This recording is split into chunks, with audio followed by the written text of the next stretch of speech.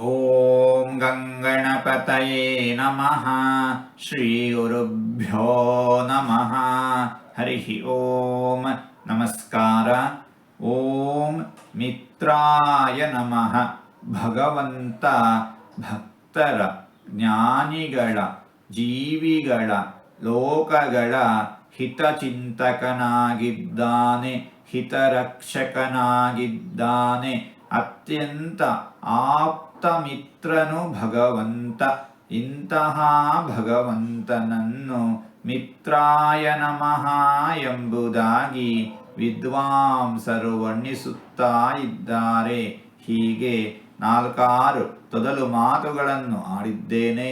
ಇದರಲ್ಲಿ ಏನಾದರೂ ತಪ್ಪುಗಳು ಇದ್ದರೆ ಆ ತಪ್ಪುಗಳನ್ನು ಬಿಟ್ಟು ಒಳ್ಳೆಯದು ಅಂತ ಏನಾದರೂ ಇದ್ದರೆ ಆ ಒಳ್ಳೆಯದನ್ನು ಮಾತ್ರ ಸ್ವೀಕರಿಸಬೇಕು ಅಂತ ಹೇಳಿ ಪ್ರಾರ್ಥನೆ. ಈ ನುಡಿಗಳನ್ನೆಲ್ಲ ಆಡಿಸಿದ ಭಗವಂತನಿಗೆ ಸರ್ವವೂ ಸಮರ್ಪಿತ. ಸರ್ವಂ ಶ್ರೀಕೃಷ್ಣಾರ್ಪಣಮಸ್ತು.